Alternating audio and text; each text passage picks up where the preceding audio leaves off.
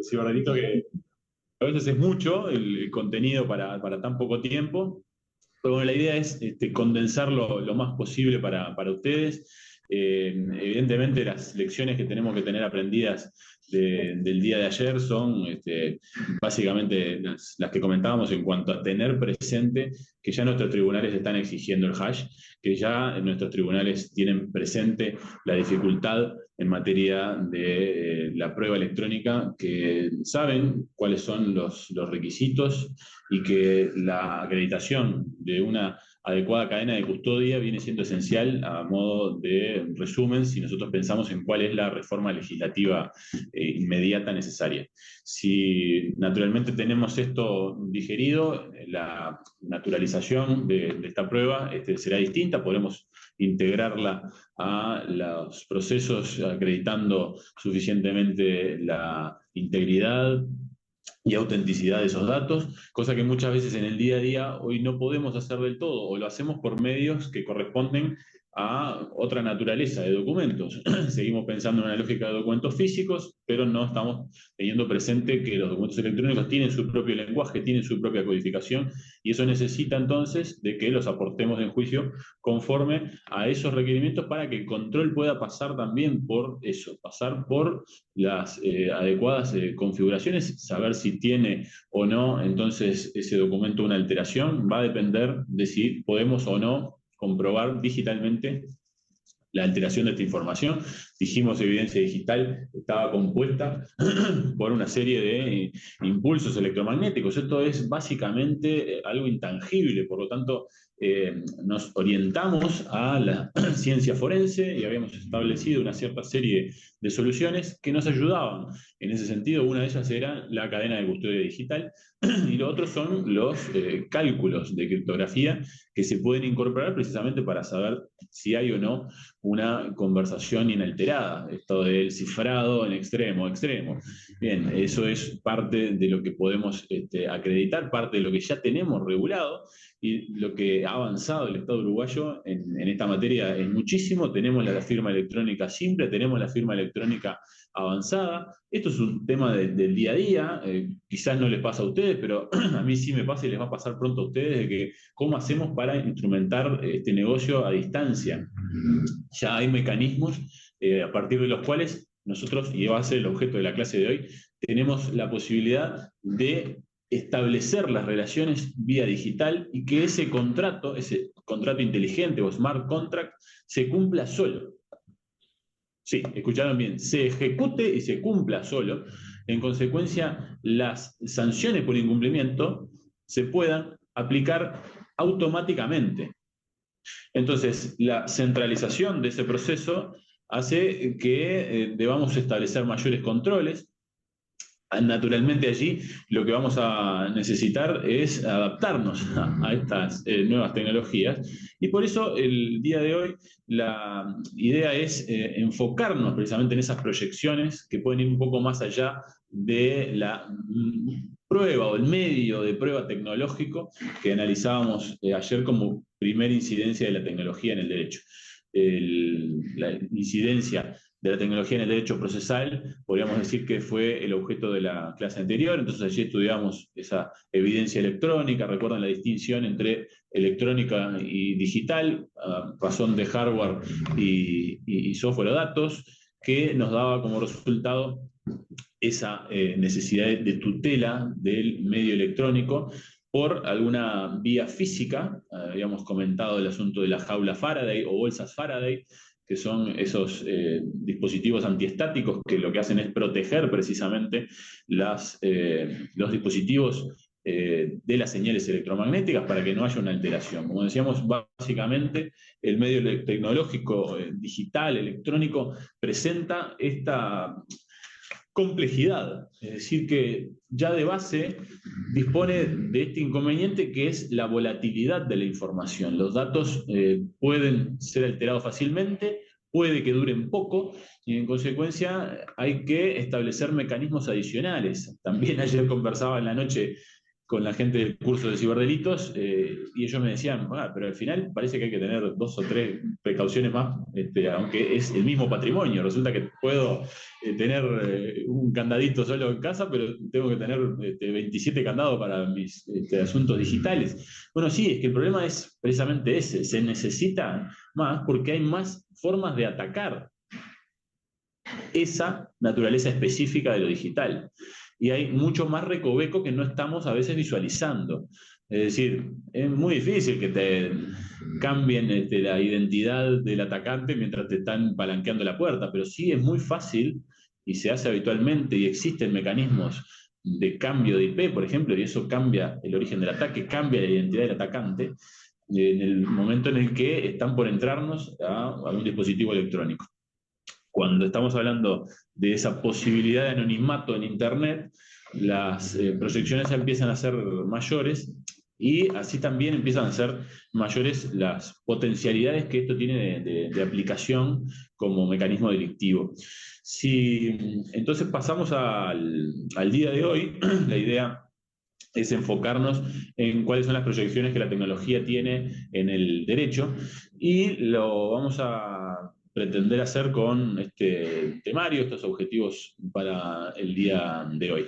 Si encaramos el asunto de la transformación digital, vamos a tener que definirla primero que nada, así que los conceptos nos van a ocupar al comienzo de la clase de hoy con alguna serie de definiciones prácticas y de conceptos que hacen o dicen relación con el legal tech, es decir, cuál es esa fusión o aplicación directa de lo tecnológico con ciertas áreas. Ustedes conocerán estas terminologías ya no nuevas, pero sí bastante renovadoras en su momento, que pretenden precisamente fusionar negocios con tech, ¿no? Entonces vamos a tener fintech, vamos a tener legal tech, maneras de hacer un negocio, pero con incidencias muy importantes de las herramientas tecnológicas.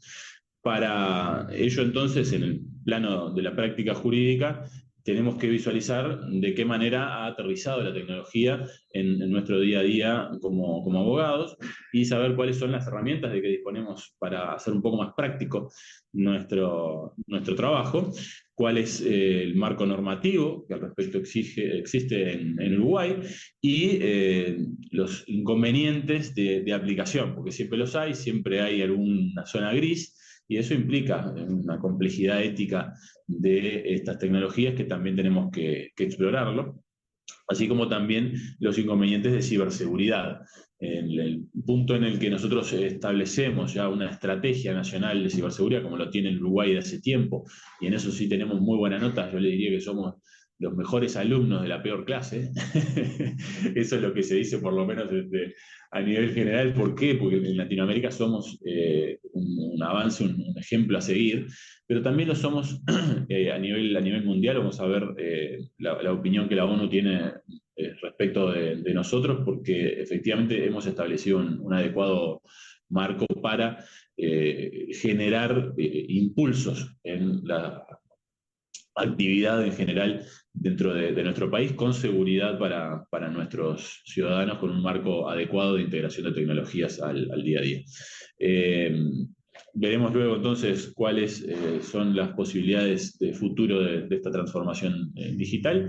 Y para finalizar, como ya habrán visto en la última clase, a mí me gusta pinchar un poquitito a los alumnos, así que vamos a plantear otro casito práctico más.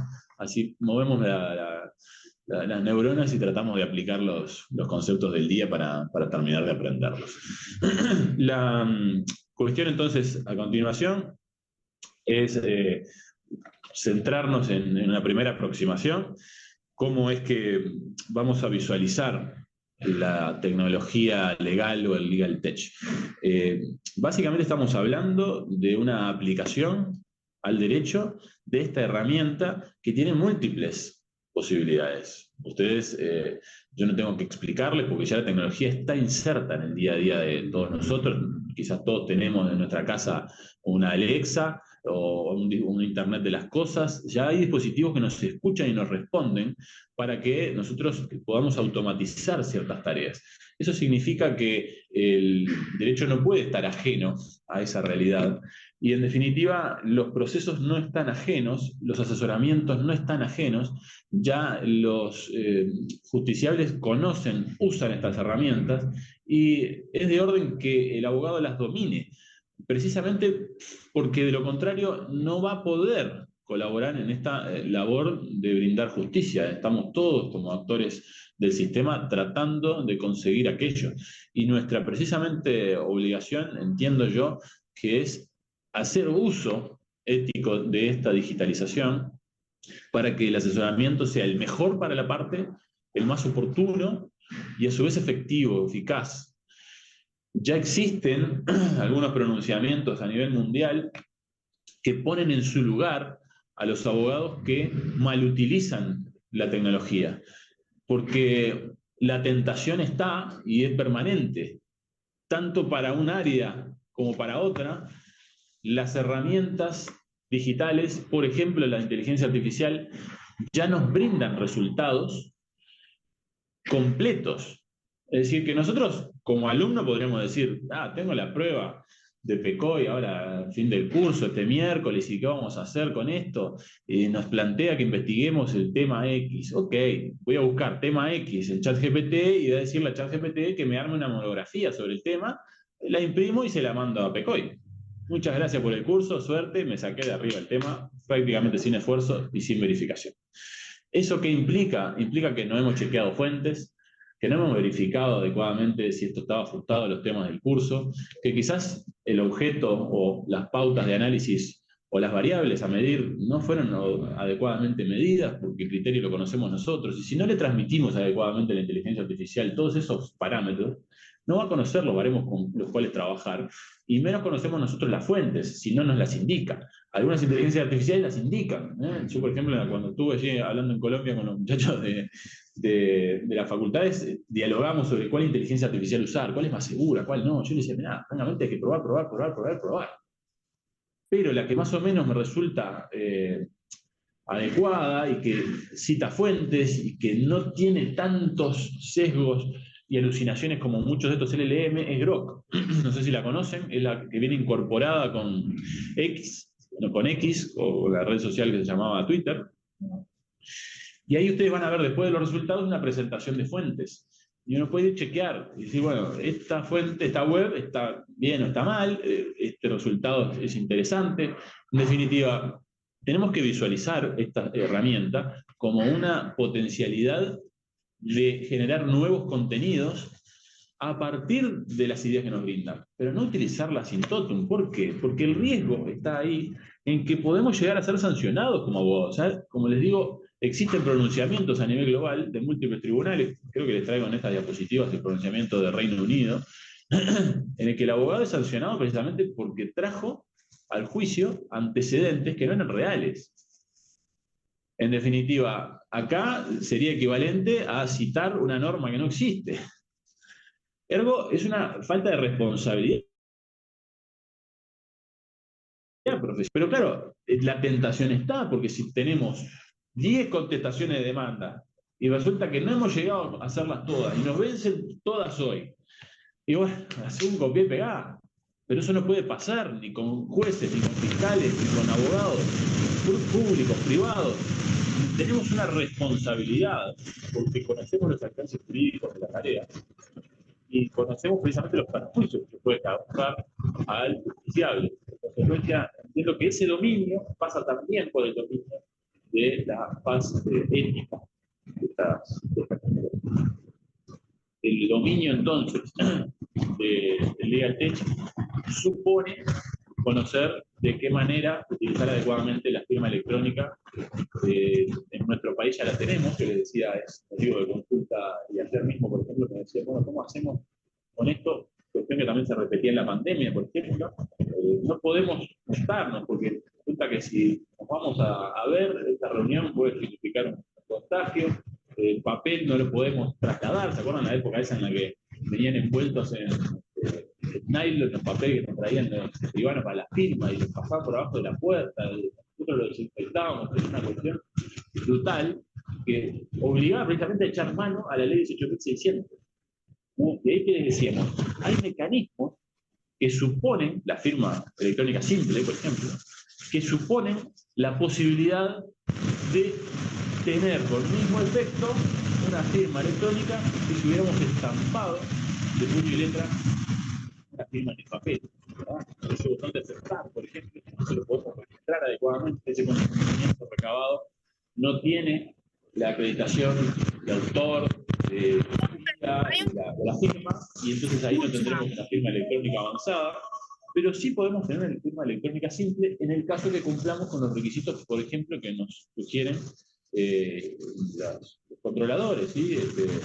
Nos sugiere, por ejemplo, a GESIC incorporarlo, que las partes pacten como el medio válido de firma, ese medio digital o electrónico, precisamente a los efectos de darle validez tal y cual si estuviéramos hablando de una firma estampada con lapicera, ¿sí? Andrea, ¿tú habías intervenido para hacer una consulta o fue casual nomás el desbloqueo del micrófono? No, es que hay micrófonos abiertos, no se escucha nada. Hay una interferencia. Aquí en la sala lo tienen bloqueado, eso no estamos escuchándolo, pero voy a pedirle a la gente de la organización que lo corrija. Muchas gracias, Andrea, por el comentario. Bien. A ver si me dicen si lo siguen percibiendo eso. Buenos días. No sé, yo pienso Que te ponga no, bien este lugar.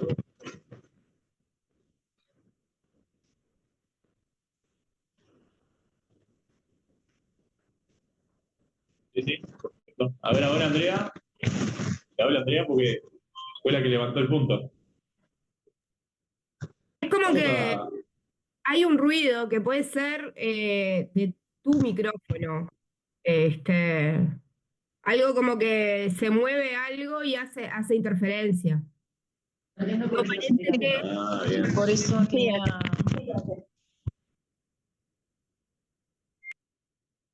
Claro, yo lo estamos escuchando ya también. Si se sigue escuchando así, no sé lo que se me ocurre, si no es abrir el micrófono, apagar ese micrófono y usar el de la computadora, cualquier cosa. Pero ahí tenemos... ¿Sigue igual? Ahora no se está escuchando. Claro, porque no estamos hablando tampoco. ¿Ahora mejor? sí, Parece que Sí, ahora mejoró. Bueno, muy bien. Muchas gracias, muy amable. Gracias por la aclaración, Andrea. Bien, establecemos entonces ese punto de partida. Espero que hayan escuchado algo más que solamente la introducción de la clase anterior.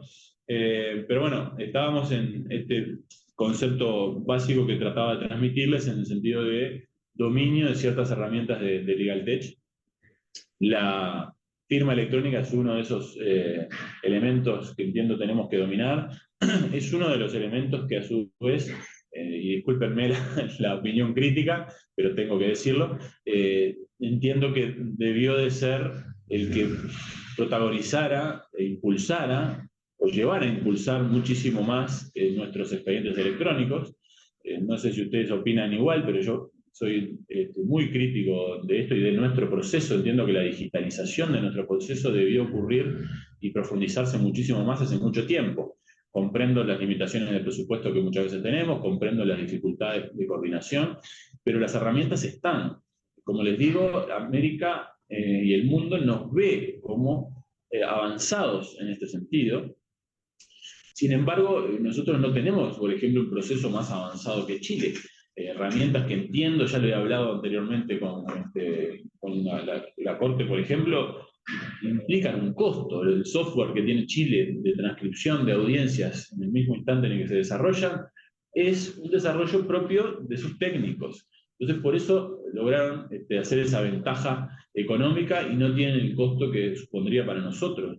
Pero es algo que ya está haciendo nuestro dispositivo. Entonces parece un poco frustrante en el momento en que uno, por ejemplo, le dicta al teléfono, y el teléfono incluso ya cuando escribe pone comas, espacios, nota los tonos, ya me pone los signos de interrogación, sabe las pausas.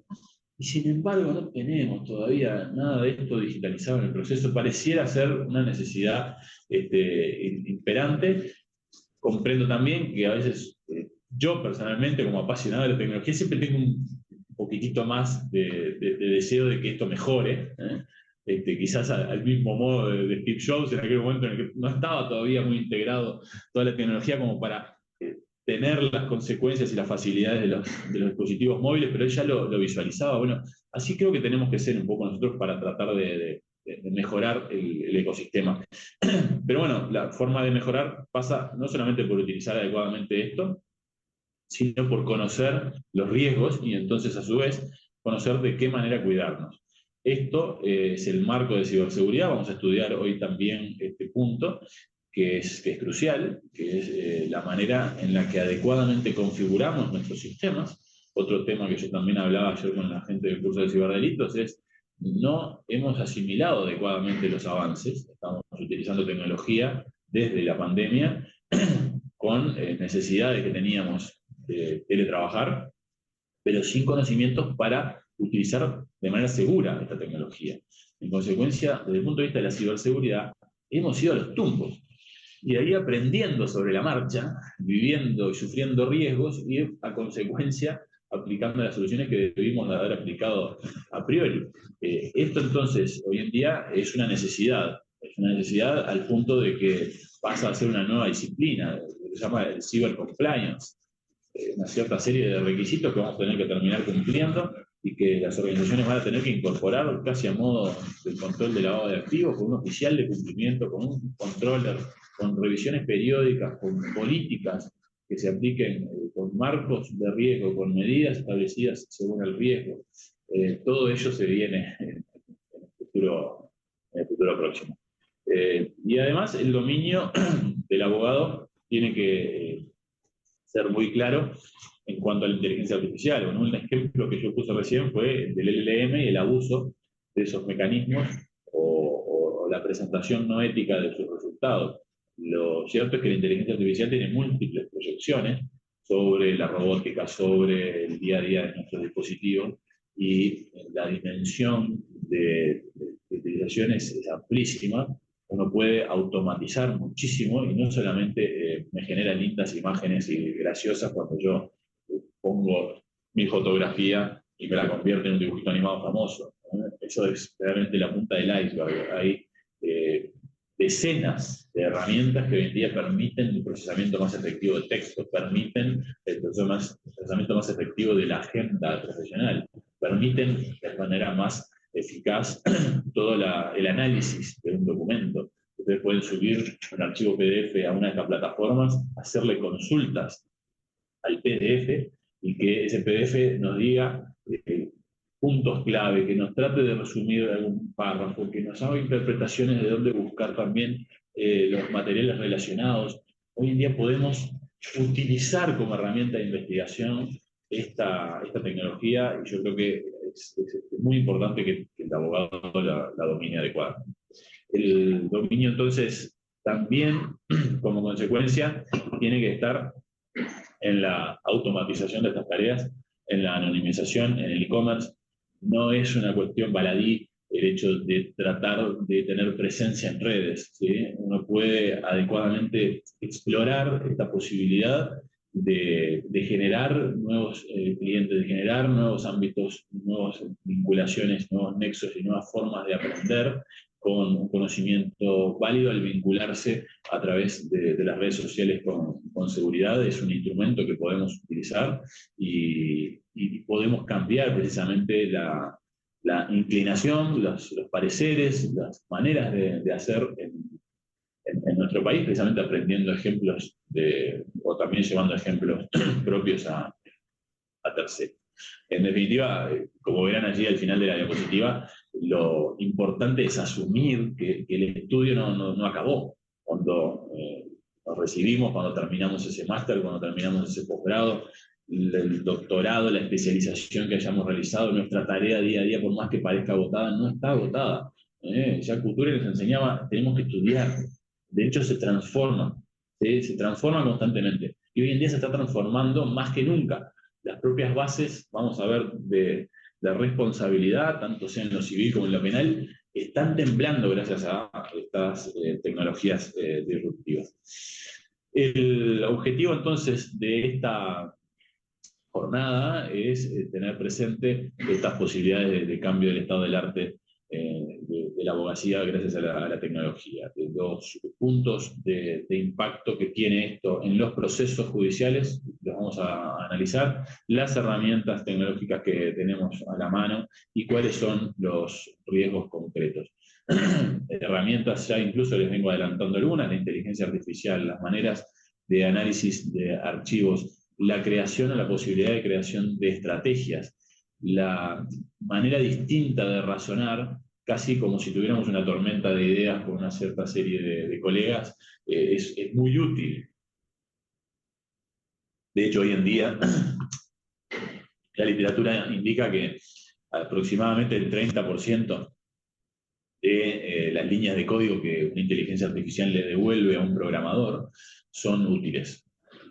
Es decir, que no se puede aprovechar todo el producto que nos devuelve la inteligencia artificial, pero ya ese 30% hubiera sido imposible de realizarlo en un mes entero sin dormir. Esto es una potenciación de nuestras capacidades que no hubiéramos podido imaginar en otras épocas, pero en ese 70% están los riesgos. ¿Por qué los descartan ese 70% restante? Porque precisamente no tiene las configuraciones necesarias de ciberseguridad. Es decir, que le está devolviendo al programador líneas que no cumplen con baremos necesarios y que entonces dejan abiertos algunos puertos y que entonces dan demasiado acceso a las bases de datos y que entonces dejan demasiadas posibilidades de brechas de ciberseguridad. Estas brechas de ciberseguridad pueden generar los ciberincidentes, de los que se ocupa precisamente el CERTUI y la AGESIC, y en el ámbito público están controlados. ¿Por qué? Porque tenemos precisamente la participación de AGESIC allí, con relevamiento de los ciberincidentes, incluso van a ver ustedes estadísticas en la web de AGESIC, con la cantidad, creo que fueron unos 4.000 y algo de ciberincidentes en el año pasado, con un crecimiento mantenido, sostenido, en parte también porque se mide más. Y se mide más en lo público, reitero. Nosotros en una actividad privada, por ejemplo, no tenemos una medición adecuada de cuál es la incidencia que tiene a una criminalidad, por ejemplo, como las ciberestafas, en qué grupo etario, en qué grupo socioeconómico, en qué departamentos más, menos, a partir de qué plataformas, eso no lo tenemos medido. Esperemos que pase a ser medido ahora a partir de la ley 20.327 de ciberdelincuencia que se aprobó en septiembre del año pasado. El concepto, entonces, vamos a entrar en materia, que tenemos como primer concepto de transformación digital. Las tecnologías nos dan mejores y más rápidos modos de hacer las cosas y nosotros, por ejemplo, tenemos que dominar, decía yo, las tecnologías. Una forma de dominar la tecnología de los LLM, estos de ChatGPT, para mencionar un ejemplo de gratuito, digamos, o del más básico generalizado, el otro puede ser de Grok, que yo les mencionaba, o cualquier otro que ustedes utilicen, de cualquier plataforma, lo que les supone es dominar la manera de utilización. ¿Por qué? Porque no es una búsqueda, no es Google. No es una forma de consultar y obtener un resultadillo básico, sino que lo que supone es dos inteligencias artificiales, eso es el mecanismo de inteligencia artificial generativa, supone a una inteligencia artificial que plantea una tarea, es decir, cuando nosotros le damos el desafío, una inteligencia artificial está requiriendo a la inteligencia artificial generadora que ofrezca un producto. Y en cuestión de milésimas de segundo, es rechazado por ese algoritmo el producto que le da la inteligencia artificial generadora, y ese algoritmo va generando muchísimos y muchísimos resultados hasta que coincide exactamente con lo que pidió el primer algoritmo, el primer elemento de la inteligencia artificial, precisamente porque a partir de múltiples resultados que encuentra de su aprendizaje previo, de la fuente de información que tomó, le va dando forma y adaptándose a una respuesta. Es decir, es una carrera por responder, no por traer el mejor resultado, no, sino que por dar rápidamente el objetivo, cumplir con el objetivo. Entonces, por eso ustedes van a ver que inicialmente, cuando iban a alguno de estos procesadores de imagen, cuando ustedes le decían, quiero que me muestres al Papa tomando café, bueno, resulta que rápidamente tenía el Papa, la cara salía bien, pero el tomar café, ya la mano estaba como deformada, capaz que aparecían 5 o 6 dedos. ¿Por qué? Porque el resultado era lograr ya mismo la imagen. Esto fue motivo de mejoras. Ya hoy en día la inteligencia artificial hace bien las manos, dibuja bien los dedos, las correcciones son rapidísimas también. No estamos quizás dimensionando mucho ni adaptándonos a la velocidad de los cambios. Por eso es que el dominio de estos LLM para los abogados pasa por, y para todos en general, pasa por entender la forma en que funcionan. Funcionan a través de prompts. Esos prompts son las instrucciones, y las instrucciones presuponen una serie de situaciones adicionales que, como les digo, no son equiparables a una búsqueda en plataformas como Google o cualquier otro buscador. Aquí lo que tenemos que hacer es decirle a la inteligencia artificial cuál es su rol, primero que nada. Entonces el prompt inicia con eso. Eres un abogado que se dedica al derecho de familia. Te encuentras preparando una audiencia importante relativa a divorcio. Como consecuencia de ello, necesitas en el Uruguay verificar cuál es la normativa y jurisprudencia reciente de los últimos 5 años para conocer de qué manera tramitamos con mayor rapidez un divorcio, tomando en consideración cuáles son las causales admitibles en la normativa vigente. Eso es un prompt de instrucciones. Eso genera, digamos, un detalle respecto de qué se le pide, cuál es el rol a ocupar y de qué manera ejecutar. Cuando nosotros tenemos el resultado, podemos pedirle y debemos pedirle más. Me va a ofrecer algo, yo le voy a pedir mejorarlo. Por favor, mejóramelo. Por favor, brindame antecedentes solamente del Tribunal de Apelaciones Tercero. Y así sucesivamente al punto en el que ustedes deseen. Obviamente que los mecanismos de pago siempre son mucho mejores porque tienen mejores fuentes de información, pero lo cierto es que funcionan de la misma manera. Entonces, el dominio pasa, en este caso, por conocer y entender esa lógica de funcionamiento que es a través de los prompts. Eso como primera definición de lo que es la integración de la tecnología a la práctica legal. Lo segundo es entender que el mercado cambió y se amplió, ¿no? La Comisión Económica para América Latina y el Caribe, allí en 2021, hizo un análisis post-pandemia y reconoció que en Latinoamérica hubo un crecimiento de entre 300 y 800%, dependiendo de los países, de la presencia empresarial digital.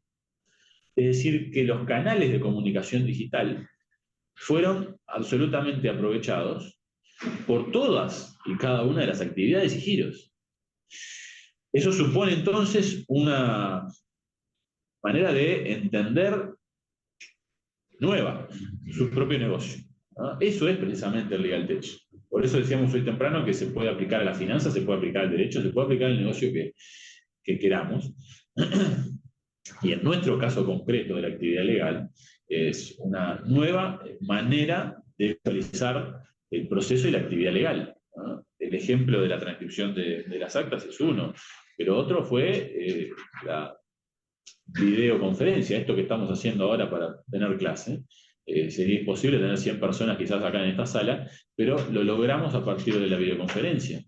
Yo me acuerdo de las peleas que tenía con la gente de sistemas de la facultad cuando le decía, mira, hace ya tiempo que estoy haciendo esto y además es un curso de delitos informáticos. ¿Cómo puede ser que no podemos juntarnos con una camarita y vernos las caras?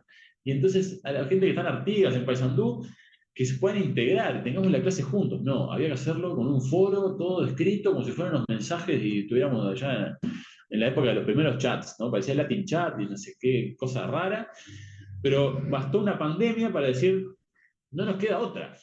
Bien, entonces ese no nos queda otra supone para nosotros una cierta serie de pautas adicionales y de controles.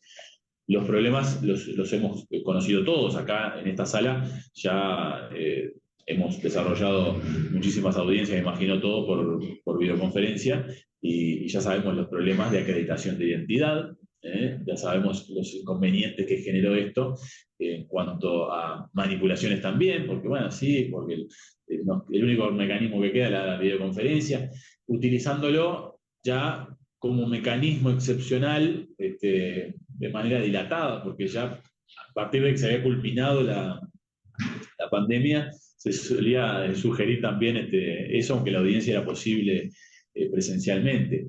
Y bueno, y uno tiene que decir también que esa inmediación es absolutamente necesaria. Hay cuestiones que no podemos controlar si no es de manera presencial. Entonces, el juicio necesita entonces de ciertos mecanismos adicionales y ya lo vamos a conversar a continuación. Como definición complementaria de la transformación digital, tenemos que decir que son tecnologías que habilitan otras formas de hacer las cosas, que mejoran las formas de hacer las cosas y que pueden intercambiar mejor los conocimientos previos. Habilitan obviamente una cierta serie de comodidades. El resguardo de la cantidad de documentos que yo podía hacer en mi dispositivo era bastante limitado. Bueno, podría comprarme un disco externo, tantos y cuales teras, gigas, en fin. Pero hoy en día, ¿qué hago? Yo tomo el teléfono y lo deposito en un lugar que no es un lugar, pero está dentro allí del dispositivo, lo puse en la nube, después lo conseguiré, no necesito más que eso. Hay una practicidad enorme en esto y es una de las herramientas a utilizar. Otra de las herramientas que podemos utilizar son las automatizaciones de facturación, las automatizaciones de gestión de firmas, por ejemplo, y también las herramientas que ya no son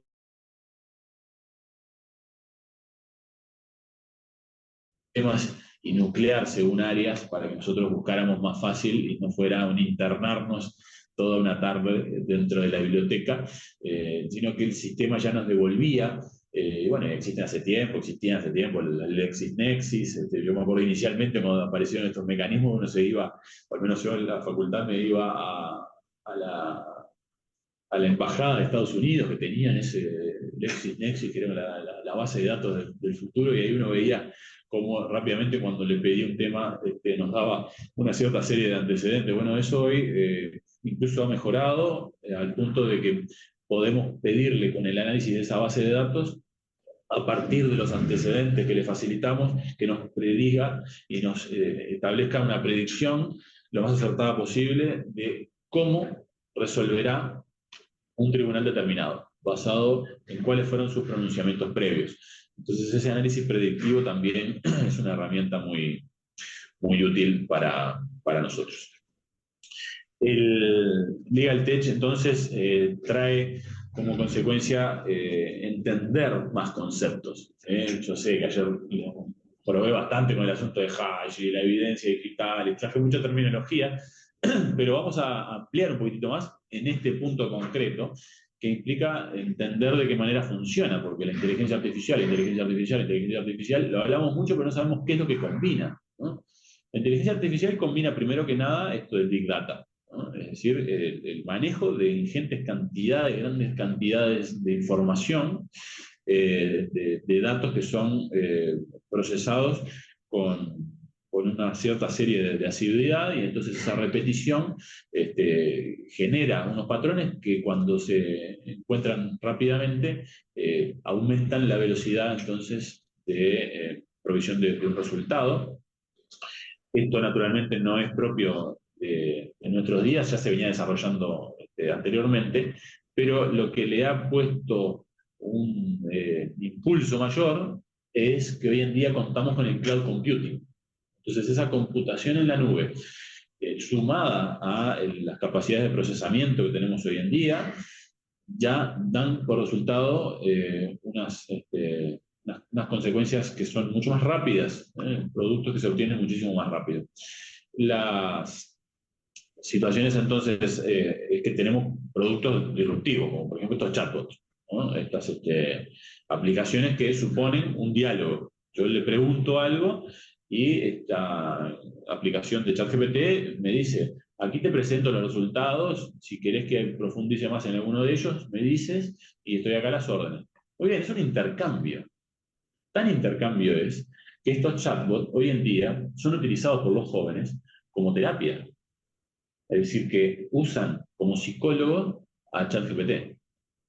Y atentos a esto, dicen los jóvenes que les resulta más amigable, que les resulta mejor, que les resulta más útil. Esa disponibilidad de un diálogo, entonces, de un ida y vuelta, es una cosa que opera gracias a esta realidad del chatbot, y es algo que puede ser automatizado para nuestro beneficio. Se le llaman agentes a estas clases de tecnologías que precisamente con independencia de la actividad de uno, luego de la previa programación nuestra, generan el vínculo. Por ejemplo, con nuestros clientes establecen respuestas, agendan reuniones, sugieren respuestas rápidas, ¿no? Y esto ya está en curso, ya hay tecnologías probando de qué manera hacer un diagnóstico más rápido, por ejemplo, para los médicos. Procesamiento de toda la información necesaria para diagnosticar, una IA recibe las consultas y parece que en un 90% es mejor y más rápido el diagnóstico que un médico. Los chinos ya tienen abiertos hospitales con esta tecnología, casi con una atención sin individuos. En fin, esta combinación entonces de chatbot y bot hace que la automatización de una cierta serie de máquinas y software generen una inteligencia artificial comparable entonces al cuerpo, cerebro y mente de los seres humanos, con una automatización enorme. Eso en el área de lo que puede ser la inteligencia artificial aplicada. En otra área tenemos la minería de datos o criptomonedas. Todos estos temas los vamos a profundizar igualmente en la clase de mañana, pero tengan presente de que estos blockchain, ¿sí?, son algunos datos, los bloques, que son grupos de información que contienen lo que era la criptografía o la encriptación de una transferencia o una operación anterior. Esa se vincula a la presente, entonces esa cadena de encriptaciones que van siguiendo una a la otra hacen que se pueda acreditar de manera clara el origen de esos fondos digitales. Entonces estamos hablando de una economía que no es centralizada, que no depende de una divisa específica controlada por el Estado, sino que actúa de manera independiente, ¿no? Eso ha llevado a que muchas organizaciones criminales las utilicen y las utilizan para pedir que los pagos, por ejemplo, cuando te bloquean el dispositivo con un ransomware, se hagan en criptomonedas, a los efectos de salirse del sistema y no ser controlada esa operación y recibir el dinero sin que haya una intervención estatal de control. En fin, en definitiva, entonces tenemos esa primera aproximación en cuanto a conceptos y les invito a que veamos este video para que imaginemos alguna cierta serie de soluciones que podría brindarnos, ¿no? Ahí ven, por ejemplo, el sujeto que dialoga con la inteligencia artificial que en tiempo real le está respondiendo respecto de qué es lo que ve de las acciones. Y le dice, ¿qué estoy haciendo? Estoy tomando un vaso que estás tomando, estoy tomando por el color, por la textura, es café. ¿Qué es lo que tengo en la mano? Le responde que tiene en la mano un mouse. Luego las preguntas vienen respecto de un personaje, reconoce al personaje. A continuación, lo que dice es, necesito saber cuáles son las características de dispositivo electrónico, se lo muestra, reconoce el dispositivo electrónico, le pregunta a su vez el interlocutor si reconoce de qué marca o qué producto, qué serie, qué conjunto de datos más específicos puede entender de ese producto, y efectivamente los entiende, los reconoce y se los dice en tiempo real. ¿Ustedes se imaginan qué podríamos hacer nosotros teniendo la relación de hechos de un caso y sabiendo cuáles fueron las declaraciones de testigos para saber, por ejemplo, en un accidente de tránsito, cuál fue la verdad de los hechos? ¿Cuáles son los empleos que Policía Técnica podría hacer de esto para generar una reproducción de una escena de crimen? Y que luego de todos los ángulos, con tranquilidad absoluta, podamos ver quién pudo equivocarse, cuál testimonio fue más veraz y cuál no. Porque yo recuerdo hasta el día de hoy a Simón, por ejemplo, les hago la misma pregunta hoy: ¿de qué color era mi corbata? ¿No es cierto? Esas clases prácticas que el procesal nos decían, el testigo puede brindar una visión de los hechos, pero nunca es del todo exacta. Es probable que no nos acordemos de qué color era mi corbata. Sin embargo, hace muchísimos minutos que me vienen mirando, ¿no es cierto? Ese ejemplo era brillante. Y nosotros tenemos que visualizar que hay una posibilidad de eliminar todos aquellos inconvenientes, o por lo menos reducir la incidencia que tienen en un proceso, a partir de estas recreaciones que podemos hacer de las circunstancias de un caso, con múltiples posibilidades de visualización de posibilidades, de responsabilidades, para vincular a través de nexos causales analizados de manera distinta las situaciones en el curso de un juicio. Rosso García nos habla del cloud computing, ¿sí? Y nos dice que es ese modelo de rápido aprovisionamiento y liberación de información, ¿no? Fíjense que habla de que es un modelo para permitir el acceso ubicuo, conveniente y bajo demanda a un conjunto compartido de recursos informáticos configurables, por ejemplo, redes de servidores, almacenamiento, aplicaciones y servicios, que pueden aprovisionarse y liberarse rápidamente, con un mínimo esfuerzo de administración o interacción con los proveedores de servicios. Es un concepto sencillo de cloud computing para que ustedes lo puedan vincular al Big Data que mencionábamos como manera de potenciación rápida de estos resultados.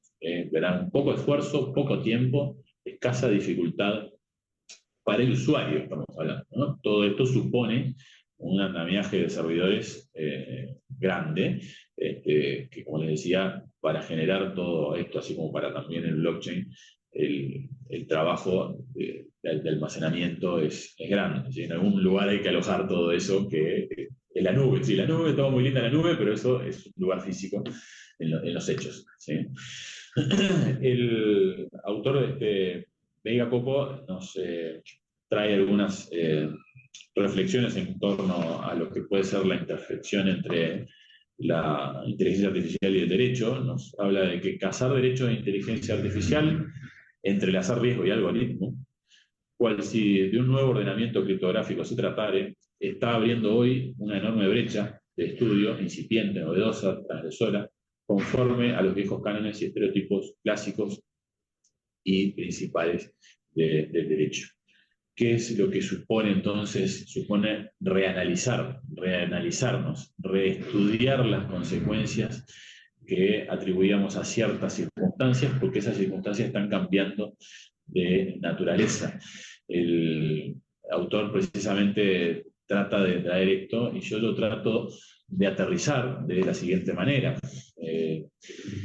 Esto es un ejemplo, meramente, lo que ven en el video, Harvey, una inteligencia artificial. Para los que vieron Suits, esta serie norteamericana, Harvey era Harvey el protagonista, ¿no? Harvey Specter, bueno, el gran abogado que tiene todas fijadas las estrategias y conocimientos. Uno de ellos, de los protagonistas de la serie, que era Mike Ross, podría ser asimilado a una inteligencia artificial, ¿no? Era el cerebrito que podía memorizar fácilmente códigos enteros con la normativa presente al instante por su memoria fotográfica. Bueno, algo así es lo que puede brindar esta tecnología, con un desarrollo y estudio inmediato de grandes volúmenes de información y antecedentes. Es decir, en segundos realiza una interpretación complejísima a partir precisamente de estas modalidades de inteligencia artificial generativa adversarial, que es el modelo que yo les planteaba hoy temprano de cómo pide uno de los algoritmos la consigna y cómo genera el otro para cumplir la tarea. Bueno, básicamente eso es una forma de conseguir de mejor manera la tarea legal. El hecho es que nosotros como abogados tenemos que entender que estamos en el medio de una cuarta revolución industrial y que eso supone una cierta serie de actividades de cuidado y de mejor prestación de las tareas. El asunto del cifrado no es algo casual mencionarlo acá. Es una primera gran medida de seguridad que tenemos que tener respecto de nuestros dispositivos. Ya tenemos mecanismos gratuitos de cifrado para aplicar, y es la manera de protección de nuestros dispositivos, ¿sí? Ustedes verán incluso que algunas de las aplicaciones ya lo usan por defecto. Yo mencionaba solamente el uso que hacen algunas aplicaciones de comunicación, puede ser WhatsApp o Telegram, que cifra las comunicaciones, pero el cifrado de la información propiamente, de nuestros archivos y carpetas, es clave. Y lo verán incluso como un mecanismo extorsivo que desarrollan los delincuentes. Esta situación del ransomware que yo les mencionaba implica tener la pantalla en el ordenador que solamente permite abrir y cerrar, porque el resto no funciona más. O sea, quedaron bloqueados los archivos, lo único que aparece en la pantalla es una leyenda de que mandame tanta dinero electrónico, tanta criptomoneda a tal cuenta. Y ahí queda absolutamente cifrado, y hasta que no nos pasan la manera de descifrar ese contenido, no podemos ingresar a nuestros archivos. Bueno, tenemos que utilizar esa tecnología a nuestro favor, para que no resulte tan sencillo entrar a nuestro registro. Tenemos responsabilidades grandes. Somos custodios de información reservada de los justiciables y necesitamos tener esta medida como base. Segunda medida como base es utilizar los múltiples factores de autenticación.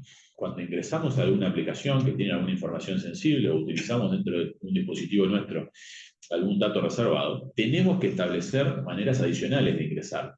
No basta solamente con una contraseña. La contraseña puede ser el comienzo. A partir de eso, el dispositivo tenemos que configurarlo para que me solicite una visualización de mi rostro. Y después de eso, una aplicación adicional puede solicitarnos una contraseña más. ¿Me siguen? Es para ir sumando factores de autenticación. Eso es el MFA, los múltiples factores de autenticación. De manera que si yo, por ejemplo, con la empresa con la que trabajo, es una empresa de seguridad, no me permite el acceso a las bases de datos de la empresa, ni siquiera el correo, hasta que yo no realizo esa tarea. Entonces, yo desbloqueo mi teléfono, pero cuando voy a entrar, digito una clave, eso abre un dispositivo adicional, una aplicación adicional que es Authenticator, que no sé si la conocen, pero se la recomiendo. Ese Authenticator lo que dice es, para ingresar hoy, ahora necesitas digitar este número, así que te doy este número, ingresalo en el dispositivo de la empresa. ¿Cómo no? Ingreso el dispositivo, a raíz de eso, el dispositivo me dice, tenemos que hacer un reconocimiento facial, Face ID, me reconoce y recién ahí ingreso. ¿Por qué? Porque esa complejidad de múltiples capas, todas con naturaleza distinta de información, algunas que dicen algo de cómo soy, algunas que dicen algo de dónde trabajo, algunas que dicen algo de una cosa que recuerdo, todos esos modos distintos de loguearse deben de sumarse para un ingreso seguro. ¿Por qué? Porque las contraseñas ya son averiguables. Y yo dudo mucho que utilicemos el teclado virtual, lo que estamos acá. Pero sin embargo es un mecanismo que deberíamos utilizar. El teclado físico puede leerse fácilmente. Ya hay herramientas que hasta en un 95% de precisión miden los golpes de las teclas y así averiguan las contraseñas. Eso se llaman keyloggers y están en el mercado hace, les diría, casi una década, ¿no? ¿Eso qué hace? Hace que instalado en el dispositivo yo puedo entender, esta tecnología puede entender la contraseña y averiguarla, entonces, de manera más sencilla por esos medios físicos. Pero si utilizamos el teclado virtual para loguearnos a los lugares más sensibles, entonces podemos empezar a esquivar aquello junto con esos múltiples factores de autenticación. Lo mismo ocurre con el aislar múltiples porciones de la información. De manera que si tengo compartimentado mi dispositivo, cuando ingresan a un lugar, al ser compartimentos estancos, solamente van a ingresar allí. Entonces tengo contenido el daño solamente a esa zona a la que ingresaron, porque a las demás no van a poder ingresar. Esto también hay que sumarlo a los gestores de contraseña. Yo no sé si utilizan ustedes gestores de contraseña, pero también otro tema que hablaba ayer en el curso de ciberdelitos. Y les preguntaba, ¿alguno utiliza este gestor de contraseñas? Porque ya incluso son sugerencias que el propio dispositivo nos hace hoy en día, ¿no? Uno digita mamá 1, 2, 3, 4 y el teléfono ya pone una leyenda abajo diciéndoles me parece que esa contraseña es una porquería. O sea, tiene que cambiarla, le sugiero que la cambie por toda esta chorrera de números y códigos. Y uno dice, oh, yo qué sé, no sé si me acordaré de esto, pero ya hay un gestor de contraseñas, por ejemplo, por defecto en el iPhone. Ese gestor de contraseñas, que es una aplicación que podemos proteger con contraseña, implica que a partir de una sola contraseña tenemos la aplicación que nos va a gestionar aquello. Se va a recordar toda esa clave y la va a tener asociada a la cuenta que necesitamos, para que no exista una filtración tan fácil en el futuro. Otro tanto ocurre con las VPN, las Virtual Private Networks, esas redes privadas virtuales, que lo que suponen es tratar de disimular desde dónde se está realizando la conexión. Por eso es que las utilizaban todos los ingenieros informáticos en el momento en el que, en el auge de la pandemia, para conectarnos a algunos servicios de algunas empresas o organizaciones, donde decían, vamos a usar esto, es más segura que el cable. Y esto también tenemos que reconocerlo en nuestra práctica jurídica como un día a día, lo que es la tokenización de activos, es decir, introducir una cierta serie de activos en el mundo digital para que eso tenga una realidad jurídica, tenga un modo más seguro de custodia y en definitiva incluso pueda convertirse en un activo propiamente, ¿no? El bagaje entonces de situaciones es grande. Yo aquí a continuación les recomiendo alguna cierta serie de fuentes de información o de herramientas. Proton Mail o Tutamail es un mail cifrado que va a encontrar una solución a lo que es el problema grande de comunicaciones que existe hoy en día, porque tenemos el cifrado en un extremo, tenemos el cifrado en el otro, pero los metadatos no están cuidados. Es decir, las horas de conexión, los dispositivos que se conectaron y toda esa información que no es propiamente la información, sino que es información sobre la información, por eso el concepto de metadato, es crucial y no está siendo adecuadamente protegido. Por eso es que estos servidores son buena recomendación. El múltiple factor de autenticación, bueno, yo ya se los recomendé como mejor protección de las sesiones, el aislamiento de porciones de datos con AmeWizard o Atlasos o otro tipo de mecanismos es importante. Las organizaciones también recurren a estos efectos, a otros modos de autenticación, como pueden ser, ahí ven ustedes el role-based access, que es el acceso basado en rol. Es decir, no va a poder acceder a los servidores contables aquel abogado de la organización. Solamente los contadores de la organización acceden a los servidores contables. Los contadores no acceden a los servidores de información legal.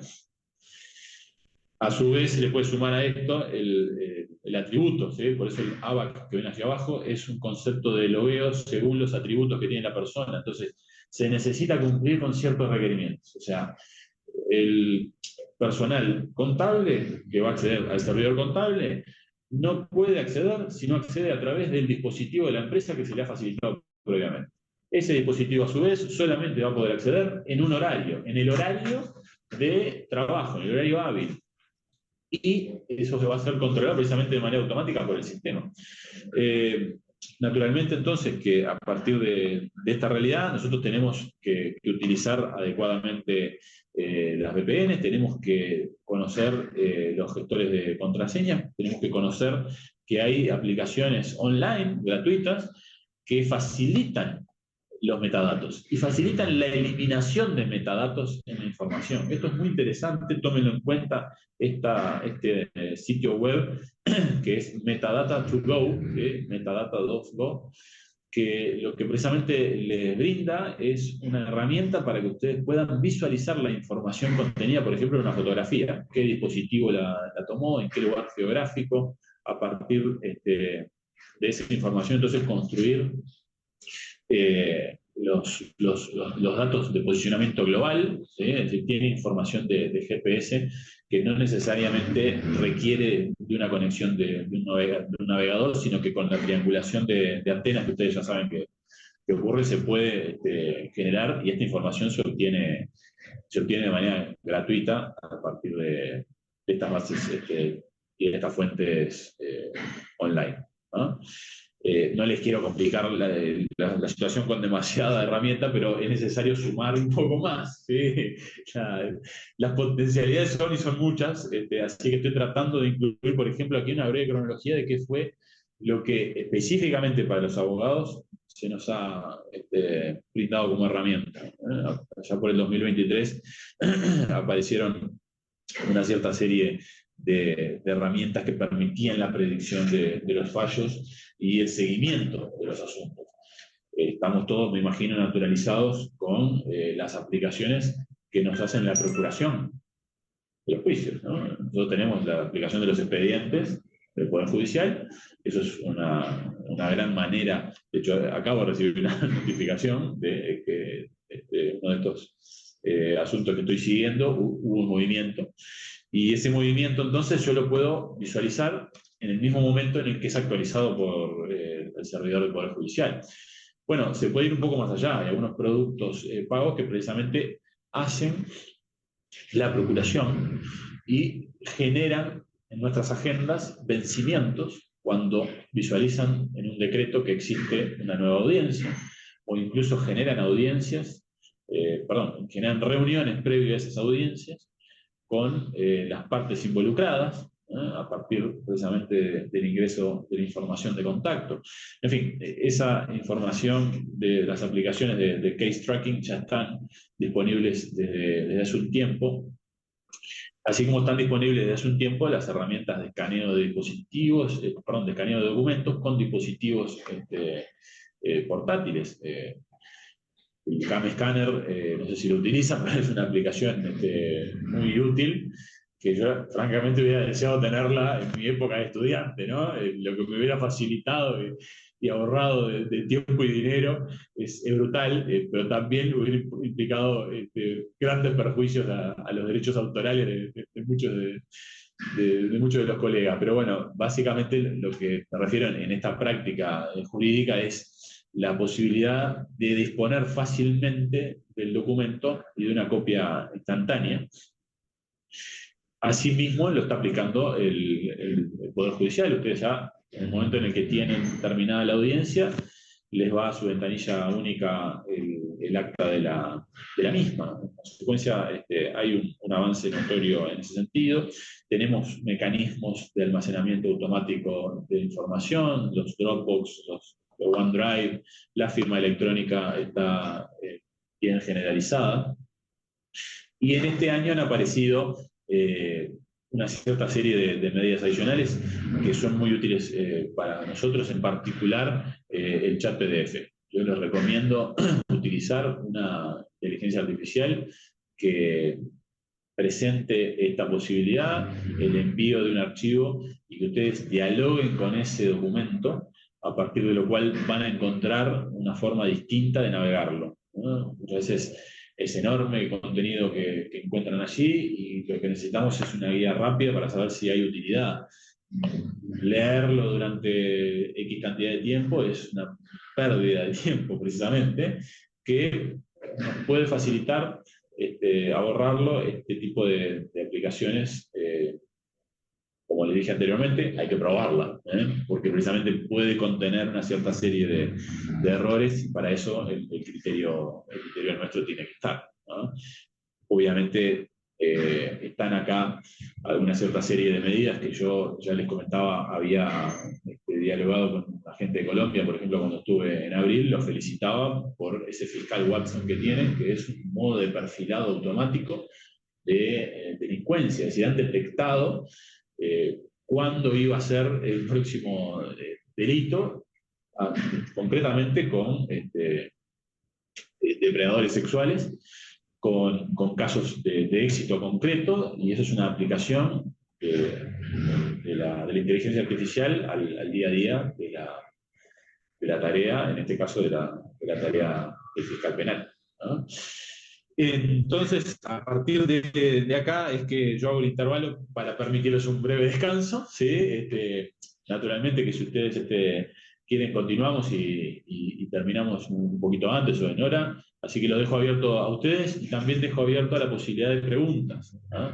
No voy a volver a manifestar que son un poco tímidos y no hacen preguntas, porque ya muy bien me aclaró la colega acá, que está de manera presencial, que es bastante información, así que la cuestión de que estamos asimilándolo todavía es la explicación de que a veces no haya preguntas. No, pero más allá de bromas, si tienen alguna duda o consulta, opinión, no duden en detenerme. Yo hago este impasse acá por si quieren hacer alguna pregunta, pero si les parece, continuamos. Tengo una pregunta. Sí, dígame. Buen día, profesor. Le quería consultar Buenos días. respecto de la reserva sobre las actuaciones. O sea, yo hice un curso en INEFOP sobre inteligencia artificial y nos enseñaron muchas herramientas, incluso cuando, por ejemplo, un texto fuera ilegible porque estaba manuscrito en una letra muy complicada. Y había aplicaciones de inteligencia artificial que lograban desentrañar eso, era muy, muy útil. Pero después se nos advirtió que lo que nosotros subiéramos a cualquier app de inteligencia artificial dejaba de ser privado. Entonces, mi consulta es Sí. esta. Si obviamente pasar algunos archivos por ChatGPT podría resultar beneficioso, pero como nosotros tenemos el deber de reserva, por ejemplo, yo estoy en adolescentes infractores, ¿no? Entonces, vamos a suponer que se me ocurre pasar, no sé, no quiero escuchar un audio que lleva horas, y se me ocurre pasar un audio. Yo estaría violando mi deber funcional, o Sí. sea, Por eso mismo, Alice, disculpame que te nosotros interrumpa. estamos restringidos para usar, sí. Sí, disculpame que te interrumpa, pero por eso mismo yo señalé y puse en cabeza del Estado esto. ¿Sí? Porque si bien nosotros tenemos una cierta serie de herramientas y las podemos utilizar, también señalé que nuestra responsabilidad profesional es lo que tenemos que hacer primar y lo señalaba con el ejemplo del caso. ¿Por qué decía todo esto? Porque como tú bien dices, estas herramientas no tenemos la seguridad de que haya un manejo adecuado y que ese tratamiento de la información sea del todo respetuoso de los principios que tenemos como base acá para la información. Si no sabemos si cumple la ley 18.331, francamente, algunos de esos compromisos que pueden estar establecidos en los contratos pueden representar un mero simbolismo y después no tener una realidad concreta. Entonces, la única forma que tenemos nosotros de hacer esto es de controlarlo a través de la contratación. Por eso los mecanismos pagos, por lo general, tienen una protección adicional en ese sentido. No sé si en Infop te habrán explicado eso también, me imagino que sí, pero tampoco es una garantía absoluta. Por eso es que este tipo de tecnología tiene que venir dada del Estado. Este tipo de controles tienen que ser ejercidos desde el Estado. Naturalmente estamos en un proceso de adaptación todos, los estados también, ¿no? Y en definitiva ahí no hay acuerdos todavía. Eso es lo más problemático y preocupante del asunto, de que no existen pautas todavía a nivel global respecto de qué le vamos a exigir al fabricante, respecto de cómo van a venir los términos y condiciones para aceptar y que se conozcan las potencialidades de esta tecnología, ni respecto de cuáles van a ser las responsabilidades al respecto. Yo a continuación voy a hablar un poco de este asunto y de cómo la responsabilidad civil también está mutando o podría llegar a mutar, precisamente por la imposibilidad de atenernos a los cánones habituales, ¿no? La culpa también va a estar mutando como instituto. Es decir, está en desarrollo, te entiendo la preocupación, es una preocupación que también tengo, es una preocupación que también le transmito a los alumnos en general. Cuando yo mencionaba esto de haces el uso medio que de entretenimiento, ¿no? A modo de entretenimiento, para decirle a la inteligencia artificial, ¿por qué no me devolvés esta fotito bien simpática de que yo me he convertido en un Simpson? Lo que nos estamos olvidando es de que estamos regalando nuestros datos biométricos y de que no es ciencia ficción porque ya existen las máscaras hiperrealistas que se pueden comprar a partir de los datos biométricos que yo le transmito a una empresa y me envía una máscara que yo me coloco y después cuando estoy frente a la pantalla puedo desbloquear el dispositivo. Ya existen lentes para generar un iris y generar una equivalencia para el reconocimiento del iris. Ya existen las huellas digitales artificiales para poder... sí, ya existe. Todo esto no es ciencia ficción. Yo se los estoy diciendo porque, como bien expresa Arisel, las herramientas hay que usarlas y con muchísimo cuidado, reconociendo las potencialidades y las garantías que nos pueden llegar a dar. Así que yo te agradezco muchísimo, Arisel, esa puntualización y pregunta, y aunque no tengo una respuesta para decirte esta es la red social, esta es la tecnología, esta es la inteligencia artificial que tiene todas las garantías, sí te digo que permanentemente hago esto mismo que les estoy recomendando. Pruebo una y otra vez, una y otra, precisamente para saber qué es lo que está pasando. Y lo que está pasando es que muchos utilizamos algunas herramientas que pueden estar generando riesgos mayores todavía. No sé si ustedes utilizan esos conversores de PDF, por ejemplo, online, que es una herramienta que a veces tenemos que emplear, capaz que nuestro dispositivo no vino con la facilidad de instalar un conversor de PDF y necesitamos convertir rápidamente a PDF algo. Bueno, ocurre que los ciberdelincuentes están utilizando esto, ¿sí?, para hacer caer a la gente. ¿En qué cosa? En que sí, yo te voy a devolver el PDF compartido. Pero ese PDF cuando lo bajas ya contiene un malware, ya contiene un software malicioso. Y entonces estamos regalándole acceso a nuestro dispositivo a partir de este intercambio online de archivos. Y entonces, Arisel, a esto de que puede haber una potencial violación de la confidencialidad, le sumamos más. Le sumamos a andar difundiendo virus por allí. Yo no quiero asustar a nadie, creo que Arisel tampoco quiere asustar a nadie, pero asústense. Asústense en el buen sentido, es decir, preocúpense, pónganse a trabajarlo, porque creo que somos nosotros los abogados los que tenemos la capacidad crítica necesaria para esto y somos los que podemos llegar a educar al resto de la sociedad en las medidas de seguridad necesarias. El ejemplo de AGESIC es grande y yo creo que tenemos que agarrarnos de ese desarrollo seguro que está realizando y creo que a partir del esfuerzo de ellos es que vamos a lograr una mejor generalización de las herramientas. Entonces, Arisel, entiendo que va a ser allí, a partir de ellos, a partir de su esfuerzo, que vamos a encontrar estas herramientas, porque ha sido con ellos que hemos generalizado de manera más segura algunos mecanismos.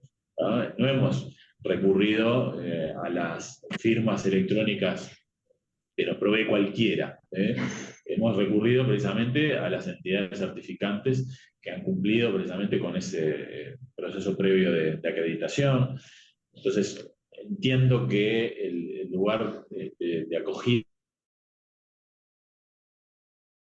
porque a su vez se cesa la posibilidad de desarrollo que mejor viene valorando Naciones Unidas del Uruguay. Viene tratando como los mejores de la clase en ese sentido. Así que, Arisel, estoy muy agradecido por esa puntualización y espero que del material de esta clase, que van a haber algunas bibliografías también de referencia en la jornada de hoy, te pueda surgir alguna de las respuestas para esto, pero es un tema en desarrollo permanentemente y los riesgos existen y efectivamente sí son grandes, como tú dices. Profesor, le hago 2 preguntas cortitas más. Dígame. La primera es si el CAM Scanner ¿tiene esas características de reserva o no las tiene? O sea, porque a la verdad, uno escanea un montón de expedientes con el CAM-Scanner. Y yo sé que algo mencionó de eso y no sé qué fue lo que resolvió. Y la segunda es si usted puede recomendar alguna APP, porque yo estaba pensando cómo podemos, porque nosotros tenemos una contraparte que sí está usando la inteligencia artificial, ¿no? Imaginemos. Entonces, ¿qué APP o qué aplicación de inteligencia artificial podríamos utilizar nosotros en el que podamos volcar, por ejemplo, ¿no? Imaginemos la jurisprudencia a favor que tenemos, ¿no? En la que podamos volcar la jurisprudencia, y que bueno, nos la resuma, pero de forma segura. Gracias. Sí. Bueno, yo ahí creo que lo que tenemos es un desafío grande de capacidad crítica. ¿Por qué? Porque el análisis tiene que ser permanente, no lo están haciendo por nosotros el análisis. ¿Ah? Primero que nada, en cuanto a la reserva, lo que tú comentas es crucial también, y yo, aunque les puse este ejemplo porque es el más generalizado, les tengo que decir que yo preferiría una utilización de una aplicación nativa del dispositivo. Es decir, en el iPhone, por ejemplo, nosotros ya tenemos una manera de escanear, es decir, una función dentro de Notas que habilita el escaneo. Si la conocen esa o si la conoces, Aricel, pero es la recomendable. ¿Por qué? Porque es en ese dispositivo nuestro, en el personal, que ya tiene esta configuración que yo les recomendaba, de múltiples factores de autenticación, de posibilidad de hacer compartimentos específicos de los datos, de posibilidad de introducirle contraseñas a la información porque la hemos cifrado anteriormente en nuestras carpetas, es allí en que vamos a tener un adecuado cuidado. No puedo poner las manos en el fuego por CAM-Scanner. Hay algunas informaciones que sí habilita a guardarlas en la nube, no es automático eso, nos da la posibilidad, pero desconozco si ese contenido que ya escaneamos, automáticamente para procesarlo, lo ha pasado a nube. Es probable que así lo haga, porque las herramientas de reconocimiento que tiene el texto están y no deben estar solamente en una aplicación que descargamos, sino que eso debe estar en la nube. Así que yo que tú, Aisel, utilizaría, por ejemplo, la aplicación nativa a través de ese uso seguro con contraseñas adecuadas, con múltiples factores de autenticación, con cifrados. Estamos hablando siempre de tratar de protegerte a ti para que en un eventual momento futuro incierto, y ojalá que nunca ocurra, te cuestionen tu negligencia y puedas demostrar tu diligencia a partir del establecimiento de estos mecanismos de control de la información. Si después hay una actuación de un tercero ilícita que vence esa diligencia, bueno, tú más de eso no podías hacer. ¿Qué más que establecer esos controles? Ahora, distinto es utilizar de manera ojos cerrados una aplicación gratis que es muy probable que contenga una de esas filtraciones, como bien dices. De manera que en ese punto te recomendaría ese proceder. La otra pregunta, ¿cuál era? Disculpame, Maricel. Era... Bueno, como nosotros no podemos utilizar con la misma libertad que la contraparte la inteligencia artificial, lo que se me había ocurrido, cuando yo hice este cursito del INEFOP, nos habían mencionado que había algunas apps de inteligencia artificial que extractaban textos y demás. Entonces a mí se me había ocurrido de repente utilizar las sentencias que nosotros queremos usar, que sabemos que existe, la que leímos, la que buscamos en la base de jurisprudencia nacional o en el CADE, y meterla ahí, utilizarlo como una herramienta para extractar, vamos a decir. Si eso, ¿hay algún app que usted recomienda en ese sentido? O alguna aplicación, no sé, programa. Bueno, yo les recomiendo Grok en ese sentido. ¿Sí? Segunda vez que lo recomiendo en la mañana. Utilícenla, pruébenla. Obviamente, de vuelta, tratando de tener las precauciones del caso, ¿no?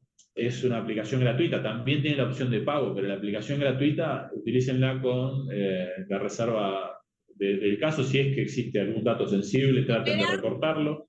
Lo mismo si ustedes tienen, por ejemplo, alguna información de alguna base de datos específica propia que necesiten proteger, entonces existe una obligación legal que pesa sobre ustedes en en relación al tratamiento de esos datos, traten de recortar todo aquello y brindarle solamente porciones, pero creo que es un buen elemento.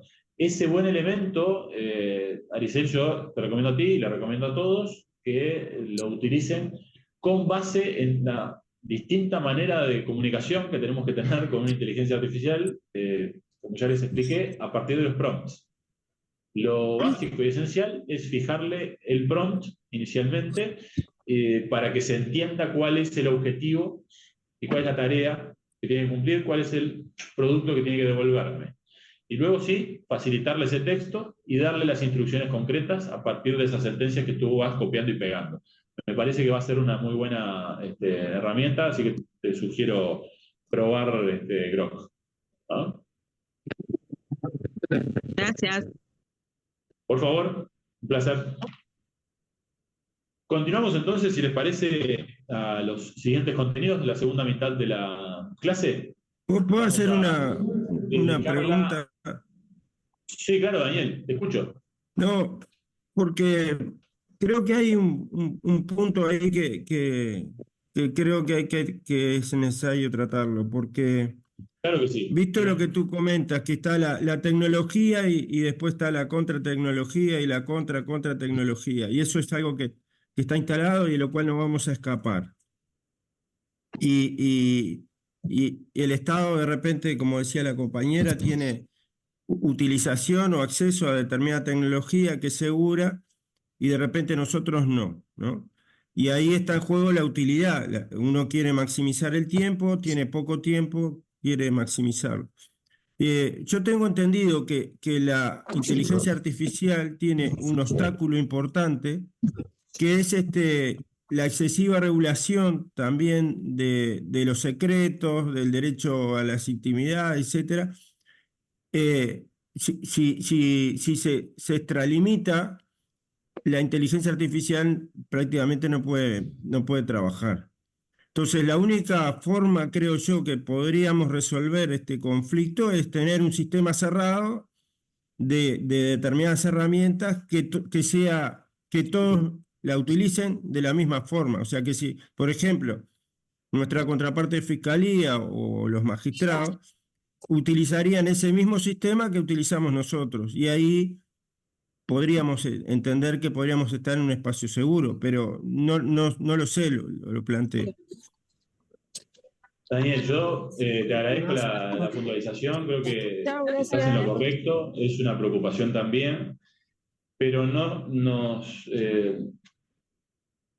retiremos ni neguemos la naturaleza y la estructura de esta tecnología.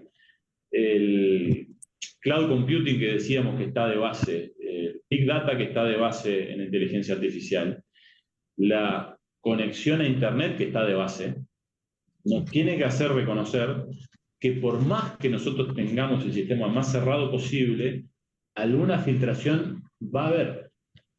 Y entonces ahí está la reserva que tú dices que se establece como un pilar fundamental. Ahora, ¿cuál es el compromiso que tienen las multinacionales con esto? ¿Y con quién lo tienen? Es una descentralización que no le hace bien a nadie. Es decir, el fenómeno de Internet no está regulado, no hay un control, las soberanías no son todo lo efectivas que eran en su momento para regular fenómenos que ocurrían en su propio territorio. Ahora está totalmente deslocado todo esto. No está ocurriendo en ningún lado y a su vez está ocurriendo en todos lados a la vez.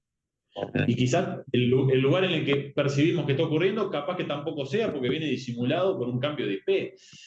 Entonces, esto que tú dices, Daniel, sumado a lo que planteaba Aricel, hace que la solución tenga que venir del Estado. ¿Por qué? Porque es esa la cadena de acreditaciones que nos va a brindar la seguridad del caso.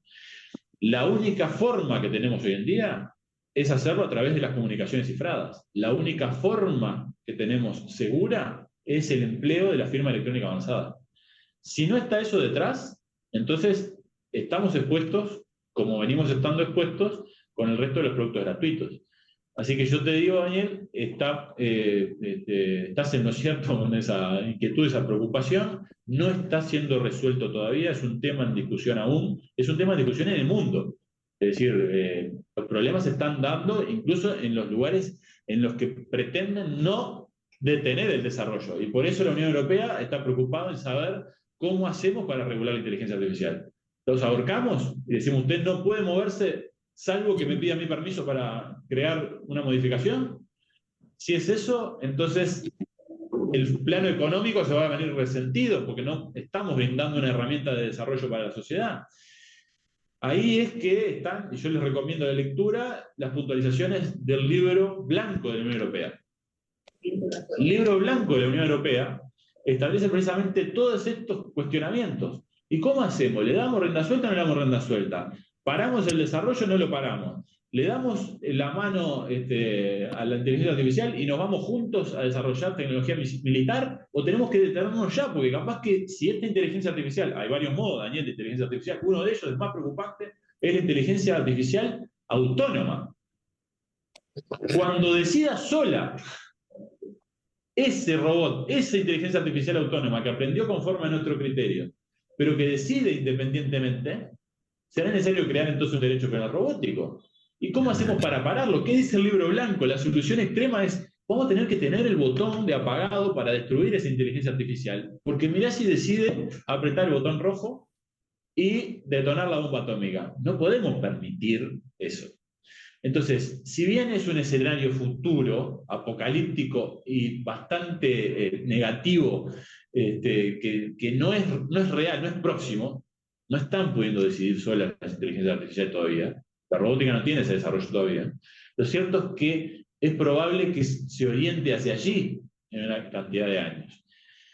Pero las soluciones tienen que estar antes y en eso están trabajando los países. No hay una única decisión.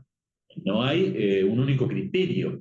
Y entonces eso dificulta muchísimo la toma de decisiones. Ya nos ocurrió con la ciberdelincuencia, que la falta de decisiones o de asimilación en torno a las soluciones legislativas de tipificación que íbamos a dar dificultó y dificulta enormemente la persecución. Lo mismo está pasando con esto. Hay algunas jurisdicciones que toman la decisión de regular, otras que incluso han establecido agravantes genéricas ya en algunos países, que implican, si se utiliza la inteligencia artificial, el comportamiento merece mayor pena, ¿no? Una alteratoria genérica. Otros que dicen, no vamos a tocar esto, vamos a permitir el desarrollo de la tecnología, porque si no, económicamente no nos sirve. Nos viene mejor que haya un crecimiento de las pymes a partir de aquí. Entonces es una decisión estatal, pero que a su vez necesita de controles globales, en un área que es muy voluble, porque se imaginarán cuáles son las decisiones que se toman a nivel global. Decisiones estatales de personas que a su vez tienen la pata puesta arriba de negocios. Entonces, los estadounidenses deciden una cosa porque tienen la pata puesta encima de ciertos negocios, y los chinos y los rusos deciden de otra manera porque tienen la pata puesta encima de otra parte del e-commerce, y entonces son accionistas de TikTok, son accionistas de... Entonces los intereses están muy mezclados, todavía no hay una clara definición precisamente por eso también. Así que, Daniel, yo te tengo que dar una respuesta que es reconocer la realidad geopolítica. Las decisiones aún no son todo lo prístinas que deberían de ser, ni objetivas. Son demasiado tendenciosas. Entonces, los pronunciamientos uno tiene que mirarlos también con esos lentes. Y bueno, ¿de dónde viene esto? ¿Qué gobierno? ¿Por qué me lo están planteando como modelo? Así que nosotros estamos en el medio de ese temporal tratando de utilizar lo mejor que se puede todo aquello. Y creo que tenemos que utilizar y aprovechar esa postura y ese lugar que ha tenido siempre Uruguay, que si bien nos han calificado muchas veces como el enano gruñón, siempre es el enano riguroso y siempre es el que respeta las garantías, siempre es el que prima los derechos por encima de cualquier otro compromiso ni imposición de cualquier otro carácter. Entonces, ese cuidado de las garantías me parece que es lo básico que tenemos nosotros y es lo que nos va a llevar, entiendo yo, a constituirnos, ojalá sea así, en un hub tecnológico. Por eso nos ha venido a buscar Google, por eso es que la seguridad y certeza jurídica es un valor. ¿Por qué? Porque podemos llegar a tener la misma potencialidad que otros mercados asiáticos con una seguridad. con carencia de falsificaciones permanentemente, con un seguimiento y cuidado de las políticas y la seguridad. Por eso hago tanto énfasis e hincapié en que esto tiene que ser uno de los pilares de la actividad del Estado en lo sucesivo, ¿no? Daniel, perdón si me disgregué, pero un poco Gracias. por favor, la idea venía por allí. Vamos a hablar un poquito de normativa a continuación. Vamos a ver cuál es el contenido de la Agenda Uruguay Digital en 2025. Ahí tenemos claro que uno de los intereses principales de Uruguay es el cuidado de los datos como activo. Esta información entonces es esencial, la protección y entonces el respeto de los principios que tenemos dados en materia de protección de datos: legalidad, veracidad, finalidad, previo consentimiento informado, reserva, responsabilidad. Todas esas cuestiones que estaban relacionadas con la pregunta de Aricel son las que ya tenemos reguladas. La ley de protección de datos personales es casi tan férrea como la ley promedio en Europa, y eso es precisamente otro valor trascendental importante en el marco legislativo uruguayo.